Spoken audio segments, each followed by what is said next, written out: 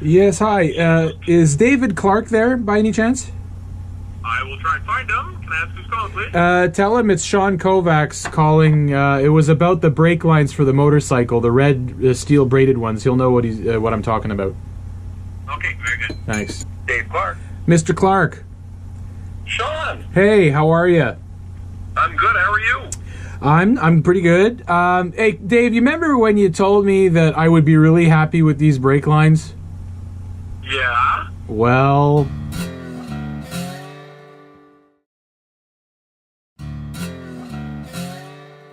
there's a bit of a problem. Why? I'll explain. The length that you guys made them to was exactly the same thing as the originals. There was no problem there. What I discovered is that when I installed because I got the calipers on just to get everything fitted, and when I brought the banjo fitting down to the caliper, I noticed that I was missing a good inch of material, and the reason is because the crimp, like the crimp flange on those banjo fittings is significantly longer than the originals. That's the first thing, and the other thing too is that the flexibility of the steel braided line isn't like the original, and you've got that little black sleeve that sticks out at the end of the flange. So there's been, and neither one of us could have really noticed that, you know, when the lines were being made. So now when I go to bring the line down and try to install it on the caliper, well, now the brake line, because it's got extra material on that flange and because of the rigidity of the steel line, I'm now having to pull on that brake line, and it's almost kinked to the point where it's severely stressed and kinked, which obviously is no good, because as soon as the suspension on the front end of that bike starts deflecting, those brake lines are not going to last. You know what I mean? Oh shit, that's a real problem. Yeah. Well, I mean, yeah. I mean, is there any way? Well, I mean, the brake lines would have to be at least an inch longer to accommodate, to offset that length on that flange, or. Wow, I'm struggling that that little black sleeve is adding, because flexibility for flexibility, there's not that much of a difference. You know, the bend radius is the same. It's actually a smaller profile. Yeah. That little black sleeve is only adding. I could see that causing a little bit more of an issue. Yeah. Well, what I'm gonna do is I'm gonna install everything, and I'm gonna shoot a little video with my phone. Yeah. And I'm gonna show you exactly what the problem is, and you'll see it. It'll be as clear as day. Oh, no, I can appreciate it. Yeah. And you're sure you're routed exactly the same way it was routed? Oh yeah, absolutely. There's probably not a lot of options. No, you've got the brake, you've got the splitter, you know, you've got the T right on the fork of the bike, and then it's just you just drop those two lines down to the calipers, and that's it. Can the splitter be displaced a little bit? No, because the splitter bolts on to there's two holes where the splitter bolts. Okay, yeah, so there's everything lines up. Yeah. So yeah, so I got to get that, because I can't. It's not. I'm not. It's not good. Yeah. So what I'll do? Okay, well we'll figure something out. Don't worry. Okay, excellent. I figured as much. Okay, so yeah, I'll come by before noon, probably in the morning before the snow starts. Okay. And then I'll bring the original lines, and I'll show you, and I'll leave them with you, and then we'll get it all buttoned up. Yeah, I'll reorder parts that we need, and we'll figure it out from there. All right, I appreciate your help, Dave. No problem. All right, we'll see you in a bit. Okay, doke. All right, cheers. Bye. Bye.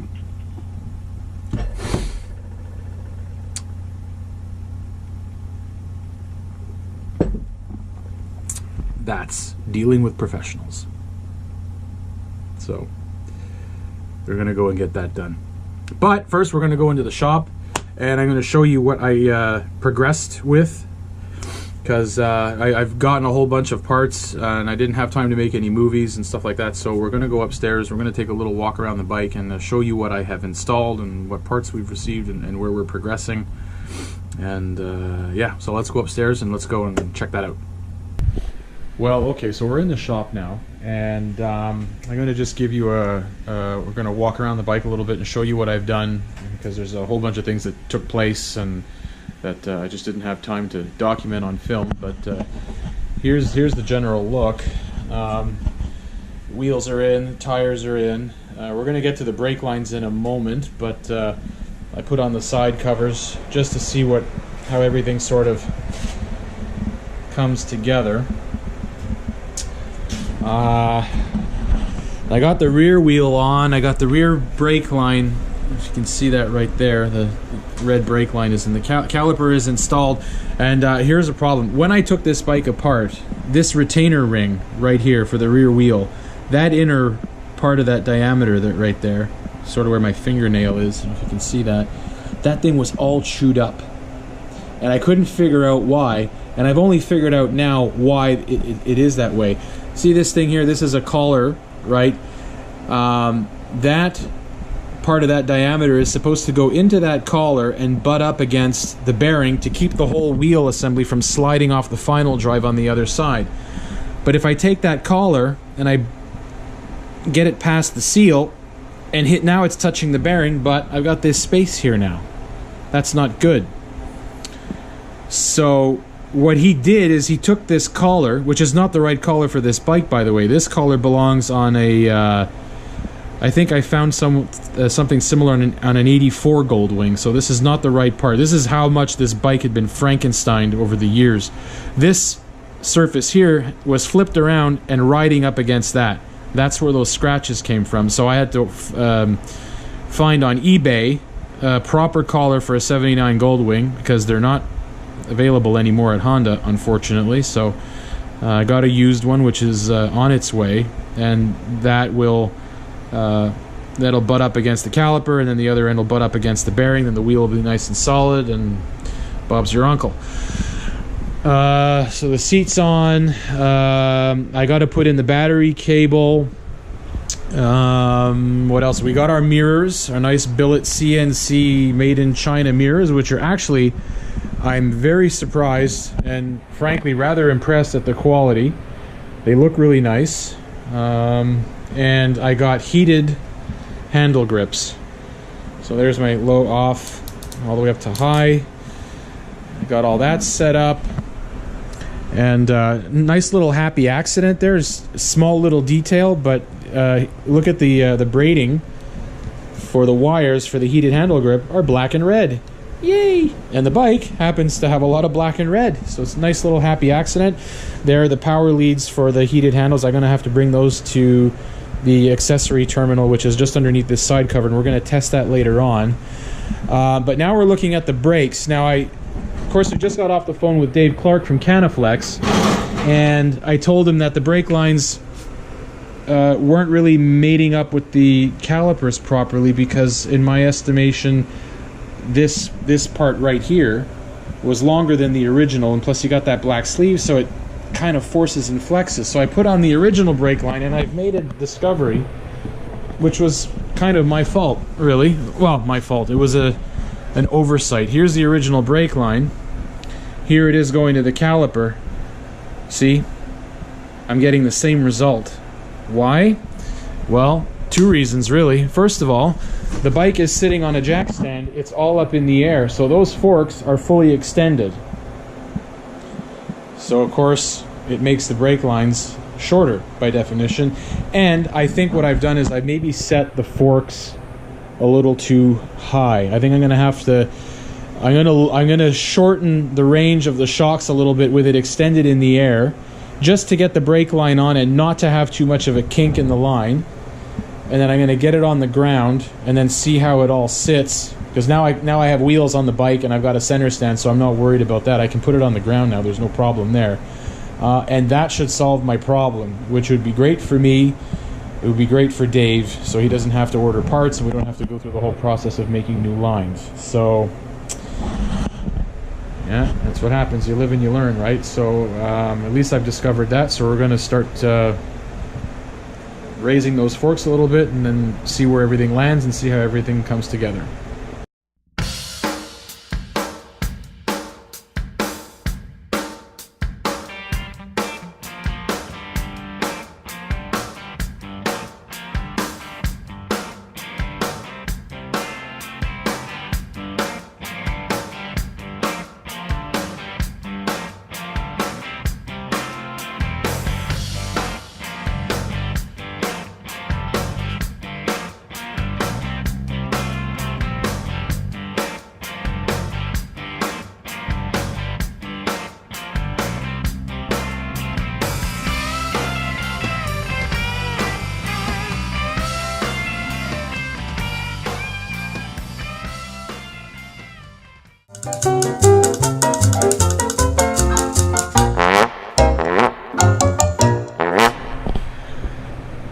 Well, we've solved the mystery of the brake lines, and there was something that I had not considered and that I did not think was possible to do, but because I can be a goof sometimes, I did. We'll show you. Take a look. Turns out it had nothing to do with the forks. It had nothing to do with the deflection of the suspension because it was up on the air. It was because I put the calipers on the wrong side. I didn't think you could mix up left and right. Apparently you can. So look. I'm going to call Dave later and sort of... He's probably going to have a good laugh at my expense. See? It's perfect. No problem. I had this one. I had them reversed. And the only reason I would have discovered it eventually, I think, was I looked at the 76, and the 76, the calipers, although not exactly the same, the orientation of the bleeder and the banjo fittings are the same. So I was like, let me see if I can make those work the other way around. Sure enough, it did. Everything lines up nice. Live and learn again, but whatever. Now it looks great. All I got to do is just get the I got to get the boots for the caliper pins, which are available at Honda at $9.40 a piece. All you very much. For frig's sakes. I gotta put the seal. I'm gonna put the seal and all that stuff. I gotta get all that repacked. And I got another problem. I got a little fabrication project that I'm gonna have to do. Just gonna consume an incredible amount of time for this. This here is the Caliper Spring. This basically holds the pads in place. That mates up inside this, like the cup part of the caliper, the wraparound, and you put that up in there, and then that just presses down on the pads properly. I only have one. I seem to remember having two once upon a time, and I was very careful about making sure that when I took everything apart, I put everything in Ziploc bags, like the right went with the right, the left went with the left. But it's quite possible that it wasn't in there to begin with. Unfortunately, at Honda, they are discontinued. Randax doesn't have them. There's a whole bunch of places that I searched and not available anywhere. So what I'm going to have to do is I'm going to take a piece of galvanized steel like that, and I'm going to have to actually fabricate one. It's not a complicated part, so that's not the big deal. It's just that it's going to be time consuming to trace that out and cut it and Dremel and bend it and all this here. It can be done, but it's just going to be added time to the project, unfortunately. And that's it. And we still have these are wires for hanging up parts that I'm painting. Get rid of that. We got to do this. Got to sandblast that, get all that cleaned up and painted for the rear master cylinder. And that is what's on the menu for today. And we're going to see if we can get that hand warmer stuff working. I'm going to do a little bit of wiring and electrical and stuff today.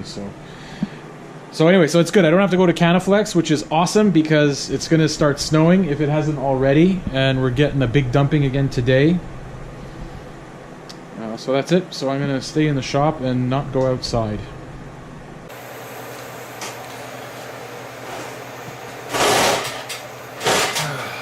So, as you can see, what I've done here is I pre-wrapped these wires so they're flat, so they intertwine better. They're not all that twisted, so we want to make sure that we get enough penetration of solder in there, so we're just going to heat that up a little bit.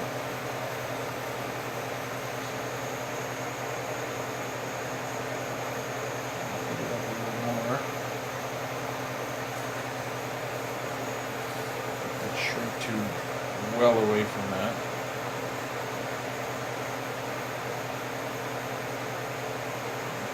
Up.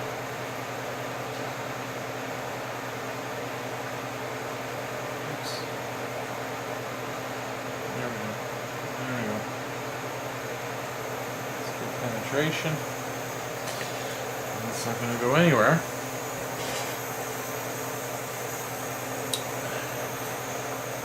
And these butane solder guns are so much better than the electric ones. I highly recommend them because these things heat up super fast.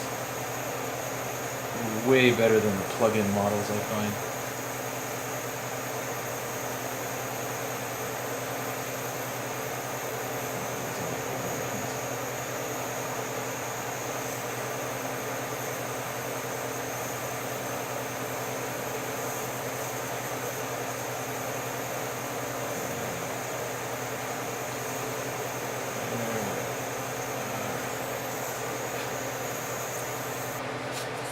You want to let them cool off a little bit because the minute you bring the shrink tubing to it, it's gonna bind up right away. Then you only get halfway up or 3/4 of the way. Then you're dipping around. Start with the black. Like that.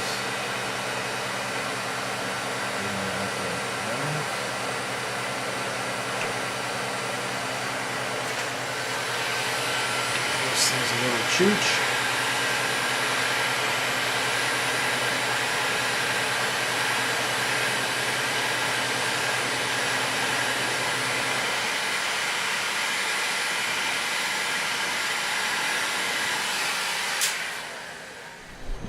Well, okay, so we've got the hand warmers all wired up, and I got the battery back in. I put in the brake cable and got everything connected up, and these $25, I mean, they're not the greatest quality, but well, I mean, they're not the greatest quality. They weren't expensive, but I was actually quite surprised by the quality.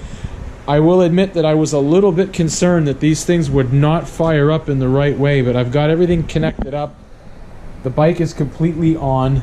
Everything is working. My electrics are all good. Left and right's okay. Everything in the back is when you're dealing with like heating elements on, you know, and electronics, you know, it's things can go wrong and blow fuses and what have you. So there's the switch. Off is down here, high is up here, and that's nice and toasty. Right here too. This one's taking a little longer to heat up, mind you, but it's getting there. I mean, if I just put a thermometer on there, 62 degrees Fahrenheit, and then this one is 71. Yeah, this one's a little warmer, but I think because like the control unit is closer to this side and the switch is here, I'm thinking maybe the power's coming through here first, and then that one's gonna take a little longer to warm up. But they work, and they haven't blown any of my fuses. All my lights are working. My voltage is good. So yeah.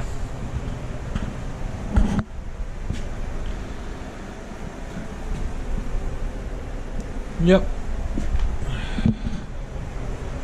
Everything's looking good. Nothing blew up today. Well, alright, friends and neighbors, I think I'm going to wrap it up for today. I've done as much as I can do or have time to do. I still got other things around the house that need to get done, but so I had the lights. I've had the lights on for a while now. I'm just testing things, making sure that nothing smokes. Everything seems to be working okay. The handle grips work absolutely perfectly. They heat up nice. I got 80 degrees of temperature when it's set on high, so that's going to be really comfortable for those cold spring rides and those fall rides and what have you. And we got the calipers all sorted out, the brake lines, that's all looking pretty good. I just have to get the seals for the pins, and then I can button up the brakes. I'm going to manufacture that spring. I did run into a small problem though. I wanted to route my speedometer cable, just get that, not the speedometer cable mind you, but the tack cable. And unfortunately, I should have expected this to happen, but where is it? It turned for a bit, and what I noticed was I would turn this part of the cable. This was routed through the sheathing, right? I turned this bit, and then that screw that you see in there and that flange was all turning it in one piece. That's not supposed to be the way it goes. It's only that inner part. So I put in some 3-in-1 penetrating oil like that, and then I got it to move a little bit, and then that end would turn, and then as I turned it and worked it a little bit, the other end stopped turning, but this kept turning. So then I yanked it out, and lo and behold, that was all rusted and corroded, and it snapped. So now I've got to order a tack cable. Never ends, does it? Anyway, that's it for today. Thanks for watching. Please like the video and subscribe and all that wonderful stuff. And remember, we still are, for the time being, Hood Rat Customs. We're not big, but we're small.